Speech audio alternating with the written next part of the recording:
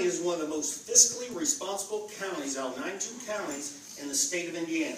We have over $16 million in the county general fund. We have over $14 million in the economic development fund. We have over $3 million in the rainy day fund. You go to any other county in the state of Indiana and put their budget against ours, and you go to the State Board of Accounts, and they will say, go to Bayou County, what are they doing? Because they're doing everything right. Everything I've done, I've watched over the taxpayers' money, and it is what it is. It's black and white.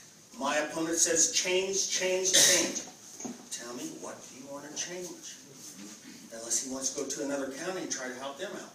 Because I did everything I can as your county councilman in 4 terms. I'm running for 5th term, and I would like his answer.